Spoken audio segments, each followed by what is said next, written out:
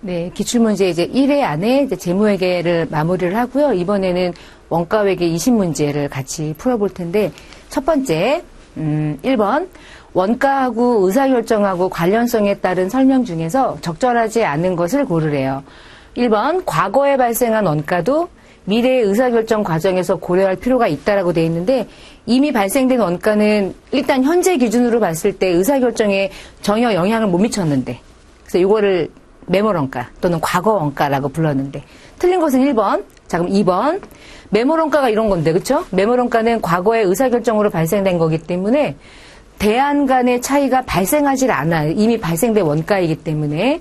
자, 기회원가는 여러 가지 재원을 현재 용도에 사용함으로써 얻을 수 있는 순현금의 유입과 차선에 대체한 사용할 때 얻을 수 있는 순현금의 유입액의 차익이 아니고, 왜 또 길게 얘기했어? 아니고, 차선의 대체안으로부터의 순현금 유입 그 자체이다. 그래서 A안과 B안 중에 얘를 택하면 얘를 포기하게 되는데, 얘를 선택했을 때 얘를 포기한 전체적인 순현금 유입액이 A를 택함으로부터 발생되는 기회원가, 포기한 원가. 이게 우리에게 기회원가가 되죠. 4번. 여러 가지 대체안들 중에서 실제 선택된 의사결정 대안 간에서 발생하는 원가의 차이가 차액원가 또는 여러분 의사결정에 영향을 미치는 관련 원가. 틀린 설명으로는 1번. 1번은 메모원가를 설명했어요, 지금. 자, 2번. 가공원가랑 판매가격을 구하시오. 이 중에서 가공원가가 뭔지 한번 뽑아볼까요? 가공원가는 직접 재료하고 직접 노무하고 제조간접 원가 중에서 요거 두 개 더한 게 가공원가였죠. 그러면 얘는 무시하고요. 직접 노무원가 50만 원 하고 변동 제조간접 원가, 고정 제조간접 원가 다 제조간접비니까 다 더하면은 일단 가공원가는 85만 원인 거고 세 개는 얘는 아니니까 제껴놓고요. 두 번째. 그리고 나서 판매가를 또 하나 구하래요. 판매가는 기대하고 있는 이익은 판매 원가의 30%래요. 근데 우리가 판매 원가를 얘기할 때 꼭 제조 원가만 계산해가지고 판매 가격 결정하는 원가로 보지 않는다고 그랬죠. 판관비도 우리의 원가죠. 자, 두 개 더한 금액에다가 마진을 30%를 붙인 게 토탈 판매할 수 있는 판매 가격에 결정돼요. 그러면 일단 지금 보면 제조원가라고 말하는 거는 얘까지 포함하면 토탈 제조원가가 만들어지겠죠. 자, 85만 원에다가 직접 재료 포함하면 105만 원 제조원가. 근데 판관비가 하나 있네. 아, 그래서 있었구나. 본사 건물 판관비가 비제조원가. 두 개 더하면 110. 110만 원의 30%에 대한 이익에 감안하면 33만 원. 그럼 판매는 143만 원에 했겠지. 마진은 이 전체 금액에다가 30%가 붙었을 거라고 가정하는 거야. 자, 그렇게 답이 143만 원 해가지고 3번 이렇게 구하시면 되고. 4번. 원가의 특성으로 볼 수 없는 거. 자, 1번. 제조 과정에서 소비된 것 중에서 경제적인 가치가 있는 요소만이 원가가 될 수 있다. 경제적인 가치가 없으면 원가 될 수 없죠. 두 번째. 경영 목적인 제품의 제조, 판매랑 직접 관련되어 발생한 것이어야지 원가가 되죠. 그러니까 제품을 제조하는 기업 입장에서 보면 제조하지 않는 원가는 비제조 원가니까 원가가 될 수 없잖아요. 3번. 제조 과정에서 발생하는 정상적인 감모 손실이나 공장 경비원의 급여도 원가죠. 근데 정상적인 감모 손실도 원가에 포함하고, 그러나 비정상적은 손실이니까 원가가 되지 않고, 공장 경비 아저씨도 원가잖아요. 대신 간접 노무비. 4번. 기업의 수익 획득 활동에 필요한 공장용 토지나 서비스를 단순히 구입하는 것만으로 원가가 된다. 토지나 서비스 자체를 구입하는 것이 수익 창출에 대응하는 비용은 될 수 있는데 그 자체가 원가가 될 수는 없죠.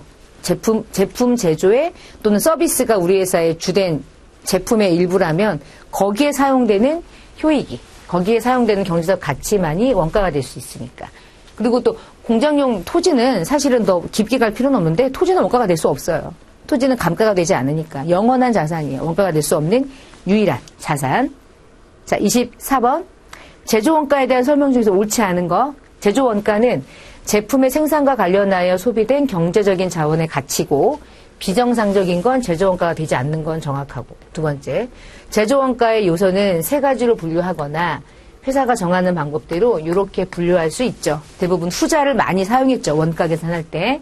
3번, 제조 원가, 판관비 요소는 구분하여 짓게 한다. 다만 그 구분이 명확한 경우에는 발생 원가를 비목, 계정 과목 B, 해당되는 비용들의 목차, 그러니까 계정 과목별로 집계한 후 일정 기준에 따라서 어떤 건 제조, 어떤 건 판관, 구분하여 배분한다. 이런 게 복잡풍서예요. 그러니까 제조에 갈까, 판관비에 갈까 애매하다면 적어도 그 전 단계로 가서 명확하지 않으면 다시 집계하고 기준을 정하고 그래서 구분하여 배분하는 게 좀 더 낫겠지. 그다음 배분 안 할 수는 없으니까. 네 번째, 제품 제조랑 관계가 되는 제조 간접 원가는 원가 발생 시점에 비용화하면 안 되는데 제조 간접 원가가 가장 중요한 원가의 일부인데요. 그렇죠? 제품 제조 원가 배분하는 게 중요하고요. 이건 틀린 설명이죠. 답은 4번. 옳지 않은 설명 찾는 거. 자, 25번 문제. 정산원가를 한다. 이 얘기는 제조간접비를 예정 배부한다. 이런 의미예요. 실제 제조간접원가는 100이고 배부를 미리 했네요. 지금. 예정 배부액은 90이래요. 그러면 과소 배부했네요. 10만 원을. 제조간접비 배부 차이를 매출원가에서 조정할 거래요. 올바른 분계를 고르세요. 자, 보시면 10만 원만큼 제조간접비가 적게 배부가 됐어요. 그럼 어떻게 해요? 제조간접비는 그만큼 증가돼야 되죠. 제조간접비는 증가되고 그만큼 매출원가로 조정할 거니까 그만큼 매출원가가 늘어나야 되겠지. 미리 배부한 금액이 실제 금액보다 작다는 얘기는 제조간접비가 늘어나야 되고 그만큼 매출원가에 포함시켜야 되니까 매출원가는 늘어나고 그만큼 제조간접 원가에서 대체하는 방식으로 분계를 하니까 이 중에 매출원가가 늘어나는 거 요거 어디서 조정해요? 매출은 아니고 제조간접비를 조정하니까 답은 1번 이렇게 구하셔도 되고. 제조간접비 예정이 90, 실제가 100, 이쪽에 뜨죠? 그럼 이쪽에 뜨는 게 제조간접비라고 생각하면 돼요. 자, 제조간접비. 얘가 어디로 가냐? 매출원가로 간다. 분계를 역으로 가면 이렇게 만드셔도 되고 이렇게 구하셔도 되고. 실제 금액이 발생됐는데 10만 원이 실제로는 배부만 적게 한 거니까 그만큼 차이를 조정하시고 제조간접비 장부로 제조간접비 원가로 통일해서 과목을 설정하니까요. 자, 답이 1번인 이유는 뭐 간단하게 풀어도 되고 제조간접 원가로 배분하지 그 매출을 가지고 조정하는 건 일단 뭐 존재하지 않으니까. 근데 뭐 사지선다라는 게 어떤 식으로 나올지 모르니까 여러 가지 형태를 좀 본다고 생각하시면 될 것 같고. 그다음에 26번에 이 문제는 우리가 언제 봤냐면 외상매입금 이거 결산하는 문제 할 때 외상매입금 T자 규정 그려서 그쵸. 그래서 현금으로 결제하고 있다. 재고자산 정책 중에서 제품에 포함된 재료 원가는 얼마인가. 근데 보니까 원재료에 대한 모든 구입이 다 외상대금으로 결제하는데 그 중에 현금으로 또 결제를 한대요. 어음은 없대요. 그래서 요거 그때 어떻게 풀었냐면 외상매입금이라는 T자 계정을 가지고 기초가 500이었구나. 근데 부채니까 대변에 이제 기초가 붙어요. 자, 기말잔액 700. 얘네들 가지고 보는 거죠, 뭐. 그리고 당기의 원재료에 대해서 현금으로 결제한 게 5천이래. 그 5천만 원을 외상매입금에 대한 원재료 대금으로 결제했다는 의미로 받아들여야 되니까 결제하면은 우리 외상매입금 갚을 돈 중에 5천 갚으면서 현금이 지급되는 방식으로 분계하는 걸 역으로 T자 장부로 바로 전개한다고 생각하시면 돼요. 그래서 5,700이라는 토탈 결제 금액 중 기초에 500이 있었다면 실제로 1년 동안 매입한 그리고 결제 사용한 원재료 대가는 5,200이겠구나. 근데 외상매입금이라는 게 원재료 매입할 때만 쓸 거 아니야, 제조기업은. 상품 매입은 안 하니까. 근데 그 원재료에 대한 매입 대금 중에 공장에 얼마 쓰는지가 질문인데 기말에 재고가 없으니까 기말에 재고가 없으면 다 쓴 거죠, 뭐. 매입한 금액 전액을. 그래서 5,200이라는 매입한 금액이 전액 제품 제조에 사용됐겠구나를 이렇게 역으로. 근데 이 문제는 약간 제 개인적으로는 뭐 완벽한 문제는 아니지만 원재료를 외상으로 매입한다는 전제하에 그 장부 안에서 원재료 매입액을 뽑고 매입액 중에 기말이 없으니까 전부 다 제품 제조에 사용한 것으로 가정한 문제라고 생각하시면 돼요. 27번 원가 배분에 대한 설명 중에서 옳지 않은 거. 원가 배분의 기준은 원칙적으로는 얘가 좋아요. 인과관계가. 근데 인과관계가 명확하지 않으면 여러 가지가 있었죠. 부담 능력, 수혜 기준 여러 가지 항목들이 좀 있었고요. 고려해서 자체적으로 결정을 하는 거고. 두 번째, 원가를 추적하고 집계할 원가 대상을 설정하는데 원가 대상은 경영자 의사결정에 목적 적합하도록 설정한다. 원가 대상이라는 게 대부분 제품이 될 거고 제품이 아니라 프로젝트가 될 수도 있고. 그러니까 회사마다 답기 나름이에요. 정해진 건 없어요. 근데 우리는 대부분 제품을 대상으로 이제 배부했던 걸 연습한 거고요. 3번에 원가 집합별로 원가 대상과 원가 집합의 인과관계를 가장 잘 반영시켜주는 원가 배부 기준을 결정해서 원가 집합에 집계된 공통비. 그게 이제 간접비 같은 거, 공통비. 그걸 어떻게 하면 원가 대상에 배분하느냐가 사실은 핵심이고. 네 번째, 제조부에서 발생하는 직접 재료, 직접 노무를 포함한 모든 제조 원가는 무슨 말이에요 이게? 제조간접비로 분류하는 것이 아니고 얘하고 얘를 뺀 게 제조간접비죠. 합산해서 제조간접비가 되는 것이 아니고 그리고 제조 부문의 제조 활동을 보조하기 위해서 보조 부문에서 발생한 원가들이 대부분 제조간접비이지만 앞부분에 있는 설명은 얼토당토 않은 설명이에요. 그렇죠? 틀린 설명 4번 이렇게 구하시면 되고 그 다음에 이제 28번 자 9월의 매출원가를 구하시오. 자 매출원가를 구하기 위해서 결국은 여러분 보세요. 매출원가는 제품이라는 장부 중에 얘가 매출원가잖아. 자 그럼 얘가 매출원가인데 얘를 모른단 말이에요. 그 얘가 어디냐면은 제공품에서 만들어지는 단기 제품 제조 원가가 유한으로 들어오면 그걸 더해서 팔리지 않은 걸 뺀 나머지가 판매된 것으로 가는 거죠. 자, 그러면 질문은 이거야. 제가 얼마일까? 얘가 단기 제품 제조 원가니까. 근데 지금 보니까, 딱 보니까 얘는 종합원가가 아니야. 지금 1, 2라고 하는 게 다 개별원가에서 등장하니까. 근데 잘 보니까 다 문제가 있어. 1은 완성품. 2는 미완성품.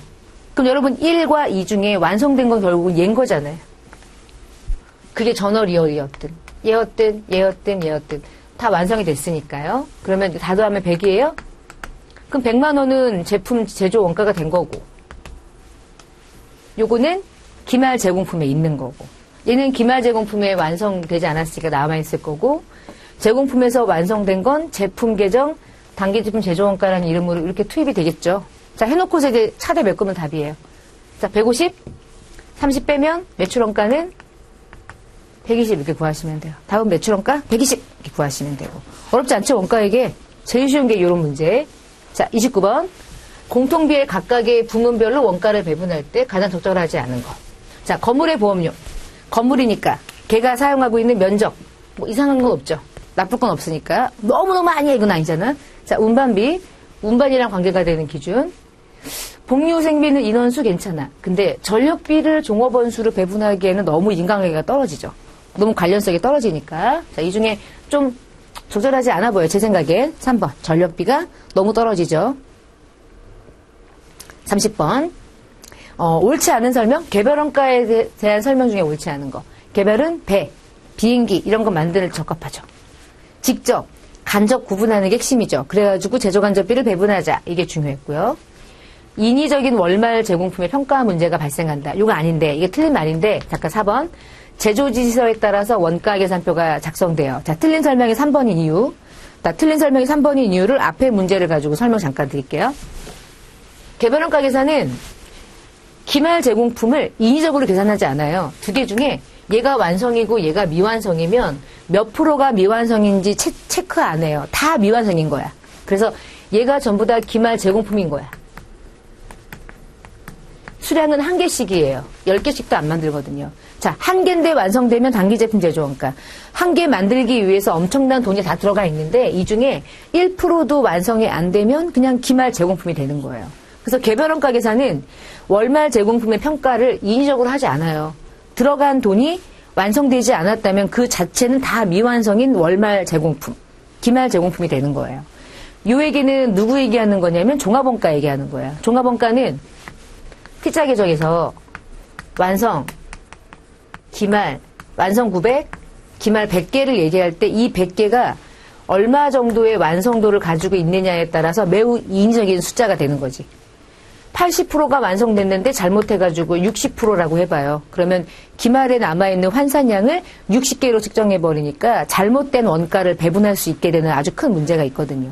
수량에 대한 문제 때문에 이 완성도를 어떻게 측정하냐에 따라서. 그래서 종합원가 계산이 월말 제공품의 평가를 인위적으로 하는 거야. 수량을 가지고. 그래서 이 문제는 개별을 설명하는 게 아니라 종합을 설명한 거라고 생각하시면 돼요.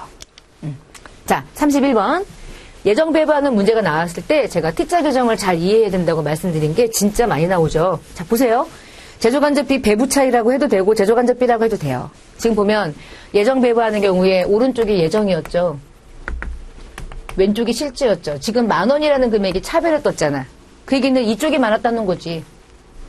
이쪽이 많았고 이쪽이 실제니까 요만큼 10,000원이 뜬 거죠. 이렇게. 자, 그러면 이 10,000원이라고 하는 금액은 과대였다는 뜻이에요. 그래서 10,000원만큼 조정한 거예요, 지금. 그러면 과대 배부한 10,000원을 어디로 보냈겠어요? 비례 배분 안 했네요. 매출원가라고 보내버렸네, 그치? 그러면 과대 배부 금액을 매출원가에 대체했네요. 정확하게.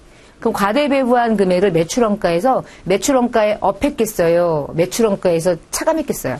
매출원가에서 차감했겠지. 그만큼 과대 배부한 금액은 매출원가를 까려고 지금 보내는 거니까 매출원가 그만큼 절감이라고 생각하시면 되고.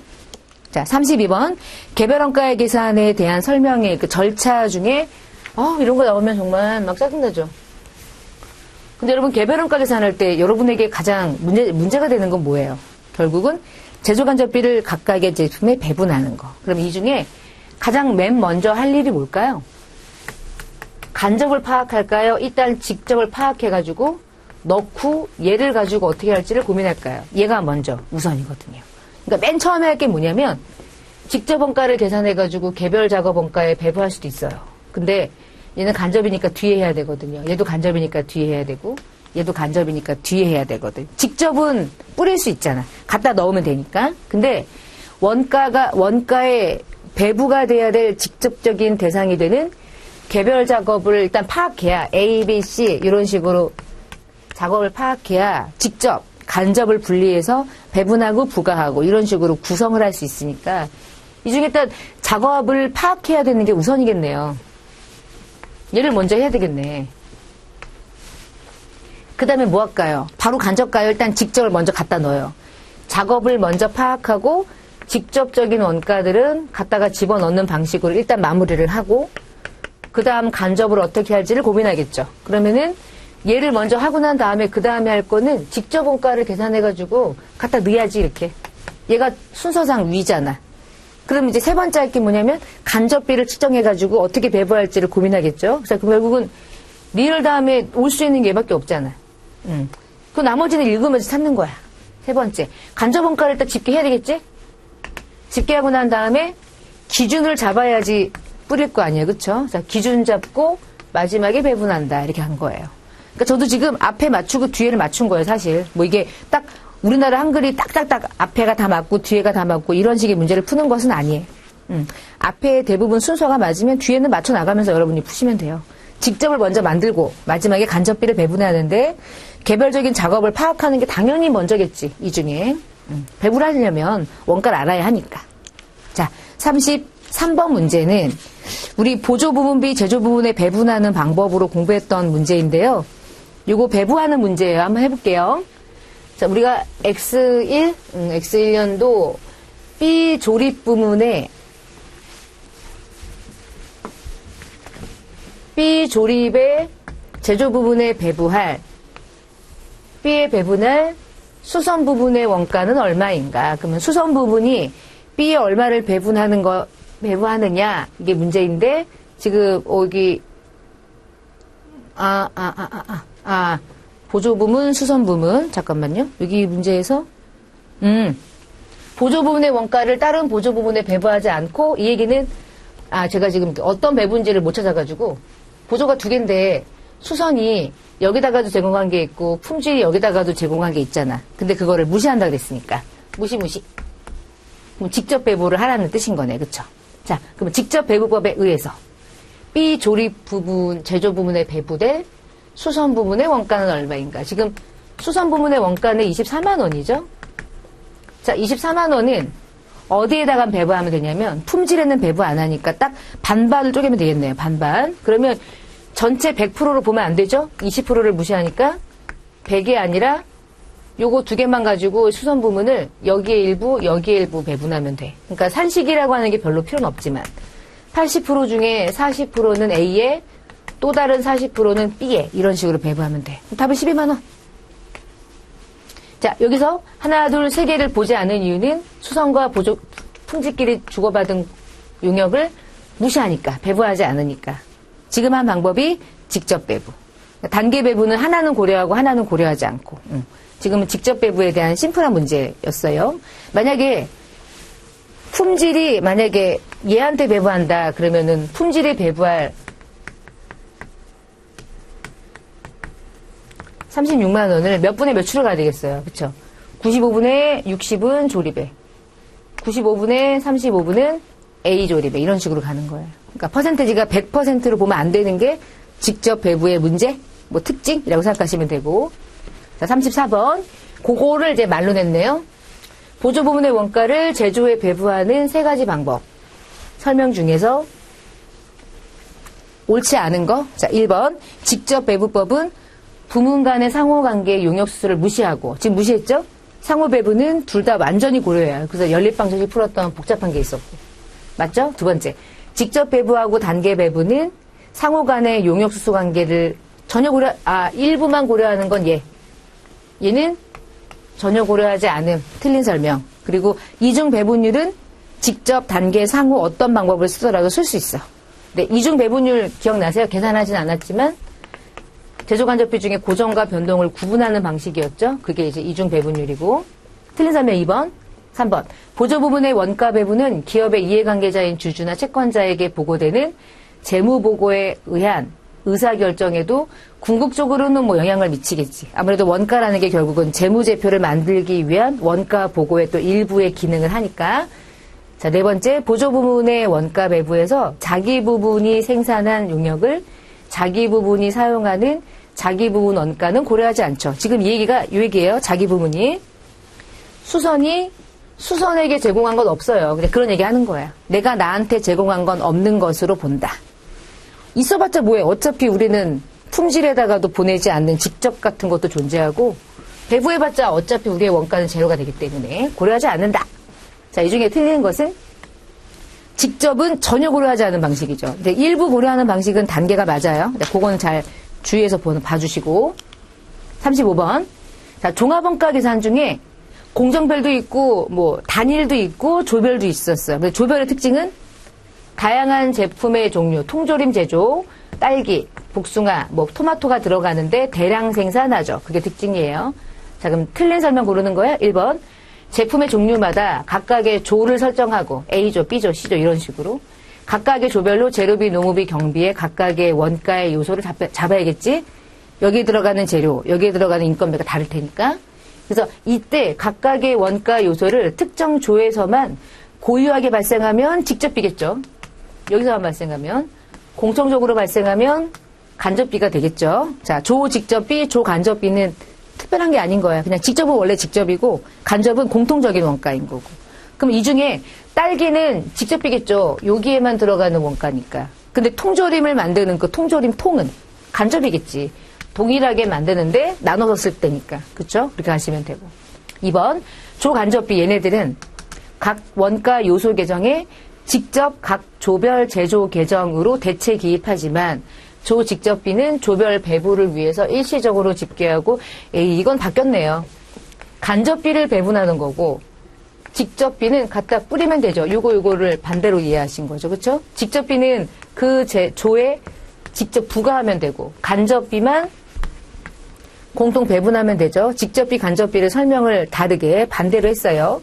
배부 기준이 필요한 건 언제나 얘가 필요 없어요. 얘만 하는 거야. 얘만. 어디에 쓰일지 알 수 없는 추적 불가능해서. 3번. 각 조별로 단순 종합 원가 계산은 하나의 제품을 만드는 거예요. 자, 완성품의 원가는 기초 제공품 원가에다가 단기 총 제조 비용을 더하고 기말을 빼서 단기 완성된 원가를 구하는 거는 뭐 개별하고 동일하고. 4번 완성품의 제조 원가를 완성품 수량으로 나누면 각각의 조별 단가가 산출되겠죠. 뭐 당연한 거고요. 틀린 설명 2번이었고요. 그 다음에 36번 틀린 설명 딱 완성품 환산량에 대한 설명 중에서 잘못된 거 1번 기초 제공품의 원가와 단기 총 제조 원가를 완성품과 기말 제공품에 배부하기 위해서는 자 이런 얘기예요. 기초와 단기 총 제조 원가를 더해서 완성품과 기말 제공품의 합계를 배부하기 위해서는 완성품과 기말 제공품을 동질화시켜줄 공통 분모가 필요해. 얘 900개, 얘 100개라고 말하는 이 100개가 얘가 말하는 1과 다른 게 중요했죠. 그래서 뭐가 중요했어요? 환산량을 계산하죠. 중요한 말이에요, 이건. 틀리지 않았어요. 자, 환산량을 구한다. 100개는 겉으로 보는 100개지 실제로는 완성도에 비례하더라. 이게 환산량. 요거 두 번째.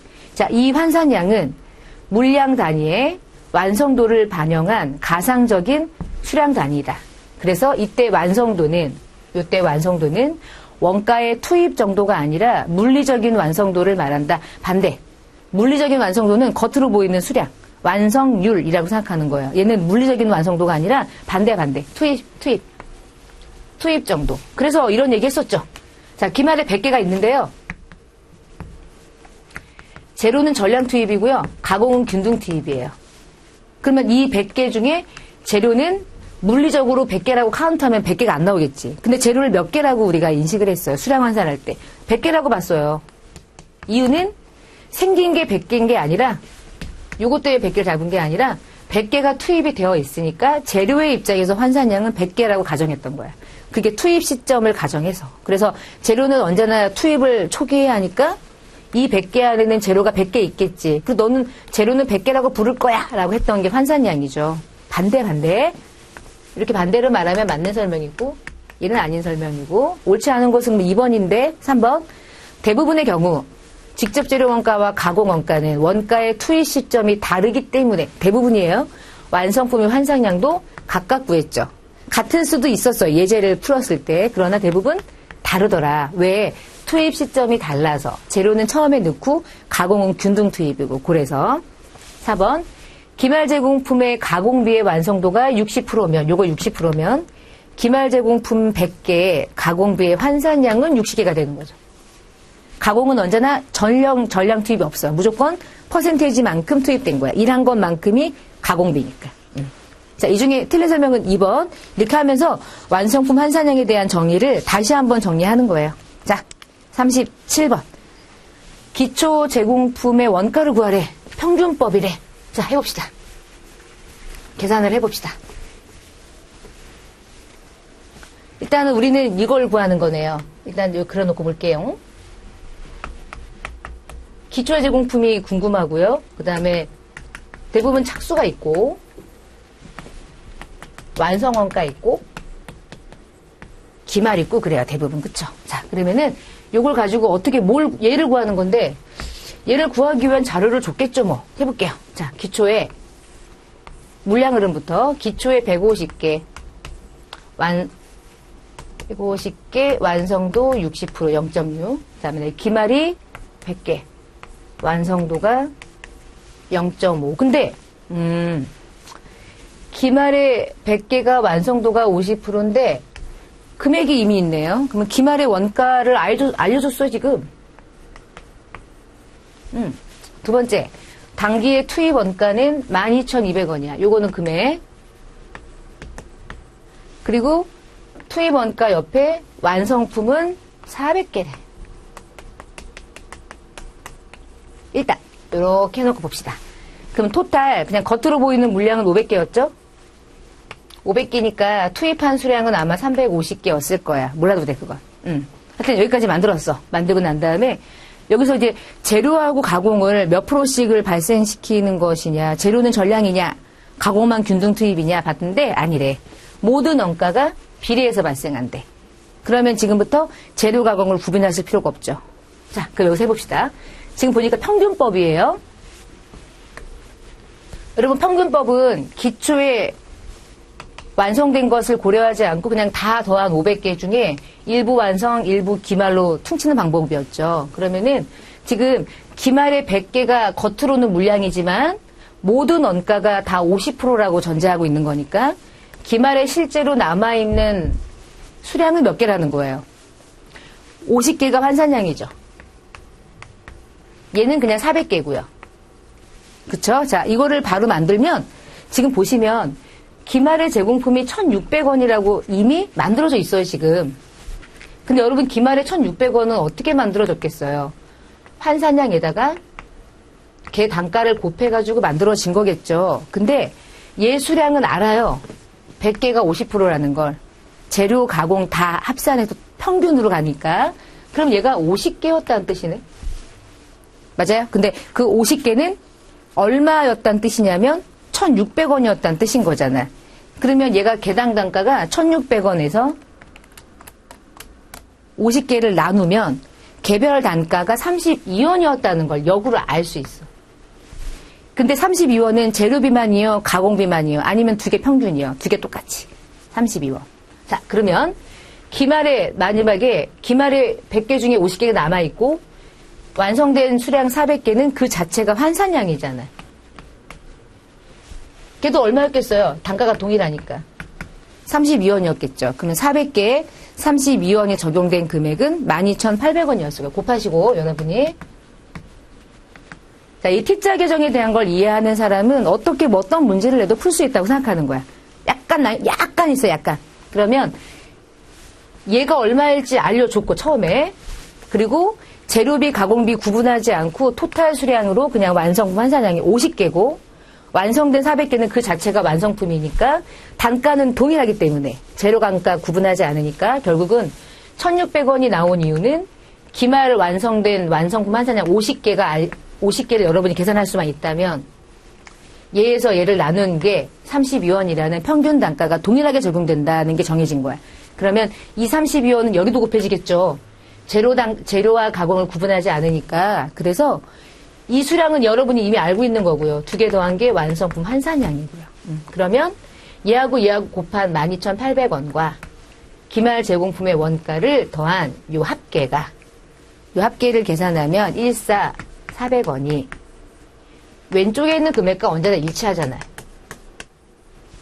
근데 착수된 원가는 이미 알려줬죠. 자, 여러분에게는 기초가 얼마였냐요? 자, 여기서 얘를 차감하면 기초가 얼마였었는지 이렇게 해가지고 아실 수 있겠죠. 답은 2,200원 빼서. 자, 이 문제는 종합원가 계산에 대한 문제를 풀 수 있다면 어떤 형식으로 문제를 바꿔서 내도 풀 수 있다고 전제하고 문제의 유형을 다른 형태의 문제로 풀기 위해서 약간 틀은 거라고 생각하시면 돼요. 자, 38번 문제. 상대적인 판매가치법에 의해서 결합원가를 배분할 거래요. 자, 이 중에 휘발유에 배부될 결합원가는 얼마입니까? 일단 결합원가가 토탈 얼마냐면 800이네요. 그림으로 그릴게요. 자, 이 중에 800 중에 휘발유에도 결합원가를 보내주고 등유에도 배분해야 되는데 그 기준이 판매가치야. 판매가치는 이 중에 생산이 얘는 2,500리터. 5,500리터가 개당 3,000원. 그 얘 판매가치 나오겠죠? 근데 등유도 해야 돼. 왜냐면 비율 계산을 해야 되니까.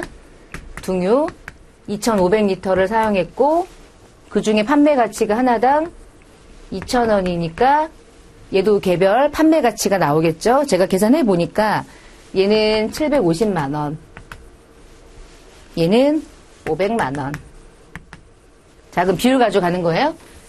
두 개 더한 판매가치 토탈 금액은 1,300인가? 1,250? 자, 1,250만 원 중에 휘발유가 차지하고 있는 전체 퍼센테이지와 등유가 차지하고 있는 판매가치 비율만큼 800을 안 분한다. 이렇게 생각하면 되죠. 그러면 1,250만 원 중에 750이 차지하고 있는 퍼센테이지를 구하면 60%가 나오는지 해보시고 40%. 그래서 800만 원의 결합원가 중에 휘발유에 배부하고자 하는 비율 계산의 기준이 판매가치. 그럼 토탈 중에 얘가 차지하고 있는 금액이 60%니까 800 중에 60%인 480만 원은 네가 가져가라 이런 뜻인 거예요. 40%에 해당하는 320은 네가 가져가고 이제 이런 뜻인 거예요. 휘발유에 배부될 거 물어봤으니까 이렇게 체크하시면 되겠죠. 그래서 뭐 어디에 배부하냐가 중요한 거야. 문제를 푸실 땐 내가 잘 계산하고 있느냐를 점검하는 게 중요하지. 자, 이렇게 배부하는 방식이 판매가치법. 만약에 순실현가치법을 풀려면 못 풀어요. 추가 가공비가 없으니까. 물량 기준으로 배부하세요. 그럼 이렇게 하면 돼. 근데 생산량이 실제 사용한 거하고 좀 다를 수 있지만 하여튼간 뭐 그런 식으로 배부할 수가 있어요. 자, 그다음에 39번 문제. 종합원가 계산을 할 때 기말 제공품의 원가를 평가하는 방법이 결국은 기말 때문에 그거 하는 거예요. 기말 때문에. 기말 때문에 평균으로 가냐 아니면 선입으로 가냐 그거 하는 거예요. 기초가 있어서 차이가 나겠지만 이유는 봐요. 종합원가 계산을 하는데 100개가 있었다. 뭐 그렇다 쳐. 900개가 있었다 쳐. 뭐 그런가 봐. 근데 결국은 기말이 없어. 다 완성된 거야. 이걸 고민할 필요가 없죠. 다 완성이잖아요. 그 완성품 환산량이 몇 개인 거야. 환산량 같은 게 필요 없어요. 1000개가 완성됐는데 뭐. 그럼 우리가 환산량을 계산할 이유는 뭘까요? 기말에 남아있는 얘 때문에 그런 거예요. 요 50개 때문에. 얘는 완성된 것도 아니고 미완성도 아니고 만들다가 멈춘 거지. 얘를 몇 개라고 불렀을 때 얘가 말하는 수량과 대등한 수량이 될까가 고민인 거예요. 그래서 종합원가는 기말 제공품의 원가를 평가한다라는 말로 설명해도 맞는 거예요. 자, 그럼 이 중에 맞는 설명, 틀린 설명 1번. 평균법에 의해서 계산할 때는 기초에 몇 개가 넘어왔는지 안 보죠. 이거 없어도 되죠. 이유는 빼지 않으니까. 기초 제공품의 완성도 불필요하다 어때요?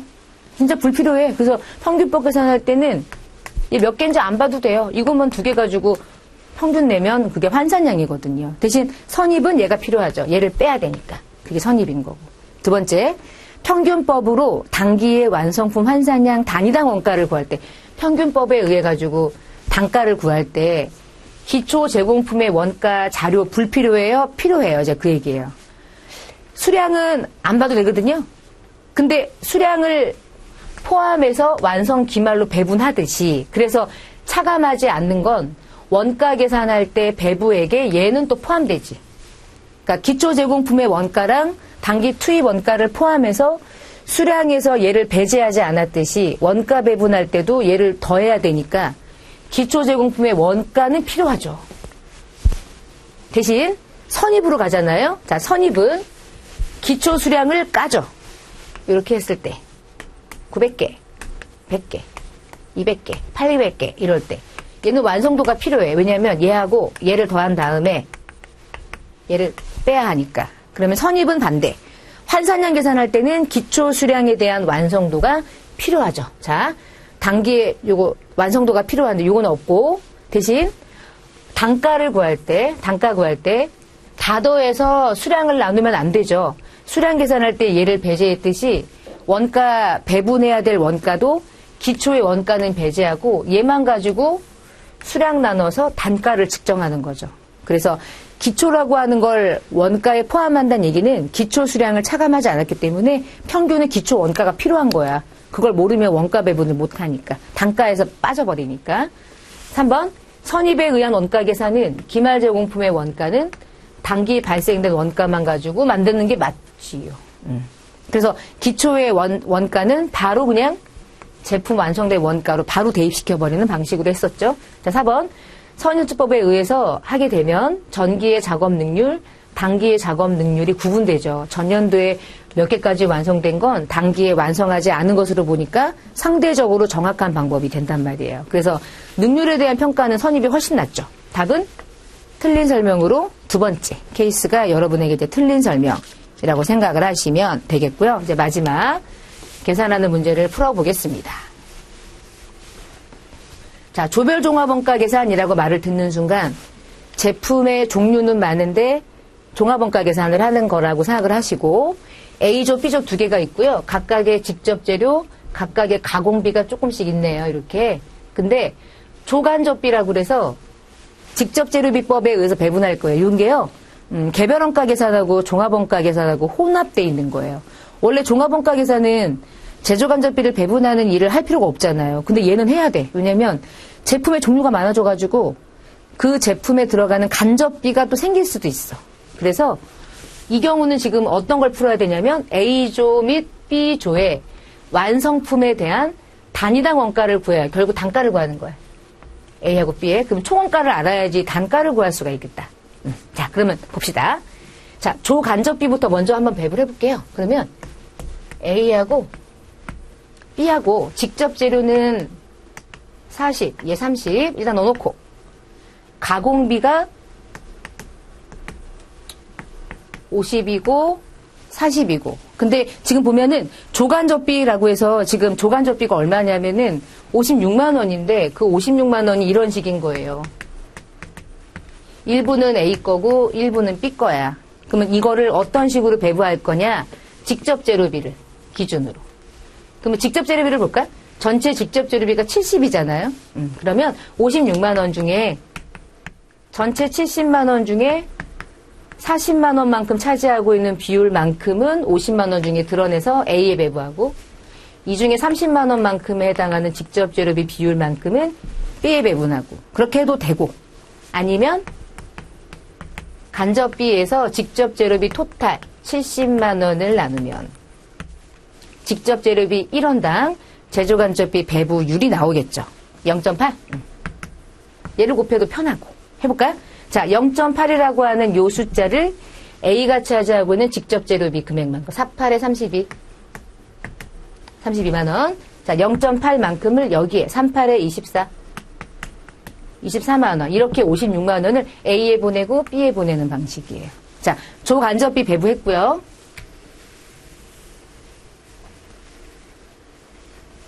그 다음 월초에 A가 20이 있었대요. 그 얘기는 이런 거야. 뭐 T자 계정 이렇게 구해볼까? 자, A 제품은 월초에 기초라고 쓸게요. 그냥. 자, 월초에 20이 있었어. 그리고 B는 월초에 12만 원이 있었던 거야. 지난번에 못 만들고 넘어온 게 있었겠죠. 이렇게. 그 다음에 이번에 투입한 원가들은 이렇게인 거야. 이렇게. 그럼 A에 투입된 토탈, 투입 원가는 요거 세 개 더한 게 토탈 여기 들어가겠죠? 그럼 90에서 122만 원 들어갈 거고. B 만들기 위해 들어간 투입 원가는 94만 원 되겠죠? 맞아요? 자, 이게 A와 B의 토탈 원가였던 거야. A 제품, B 제품, 수량이 많은 형태, 약간 복합적인 형태. 그러면 이 중에 완성이 되면 또 만들지 못한 기말이 남잖아. 자, 기말이 월말 제공품으로 A가 30만 원이 있다. 이런 의미고요. 얘가 아직도 만들지 못한 월말 재고, 기말 재고가 얘도 있는 거야, 지금. 42만 원이 있다. 이런 거예요. 아마 답에는 T자 계정으로 안 돼 있을 거예요. 여러분 이렇게 그냥 푸시고. 저는 이제, T자 계정으로 제가 또 추가로 만들어 드릴 테니까 일단 과정만 한번 보세요. 그러면 요거 왼쪽에 있는 금액을 한번 마감해 볼까요? 142만 원. 근데 여러분 A라고 하는 제품은 결국 얼마가 완성된 것으로 보이냐면 142만 원 토탈 금액 중에 기말에 30만 원이 미완성되는 걸 의미하는 거니까 완성된 거는 112만 원이 A 제품이 완성된 토탈 원가, 완성 원가. 자, 다시 B도 한번 마감을 해보면 106만 원 중에 기말에 42만 원이 남아있으니까요. 실제로 완성된 것은 64만 원? 64만 원? 자, 이렇게. 그러면 이걸 계산한 이유는 이것 때문인 거야. 얘는 다 해놓고 A하고 B가 완성된 원가가 있다면 그 완성품에 대응하는 단가를 구하래요. 그 몇 개 완성했는지를 나누면 단가 나오겠죠. 자, A는요, 500개가 완성됐고요. B는 400개가 완성됐대요. 자, 나눕시다. 여기서 500개 나누면 개당 단가 나올 거고요. 자, 여기서 개당 단가 완성된 400개를 나누면 개당 단가가 산출되겠죠. 그래서 계산하시면 112만 원에서 500개 완성 수량을 나누면 요만큼이 나오고요. 얘도 나누면 64만 원에서 4만 원을 나누면 1,600원이 나오니까 답은 그럼 몇 번으로 가요? 네 번째? 한 조금 노가다 어쩔 수 없이 다 풀어야 돼 이제. 여기는 모든 자료가 다 필요하긴 했던 거야. 주의사항은 조간접비라고 하는 것도 종합원가에서는 간접비긴 하지만 또 배부해야 될 문제가 출제될 수 있겠구나. 그래서 여러 가지 형태로 나오기 때문에 제가 객관식 문제는 어쩔 수가 없는 게 그냥 공부 이론적으로 수업 시간에 동영상 강의로 들었던 것을 듣고 그대로 문제가 나오겠지라고 하면 문제에서 되게 많이 부딪힐 거예요. 왜냐하면 다양한 형태를 많이 내거든요. 자, 2018년 1회 기출문제 원가회계 같이 풀어보았습니다. 고생 많으셨고요. 다음 시간에 뵙겠습니다.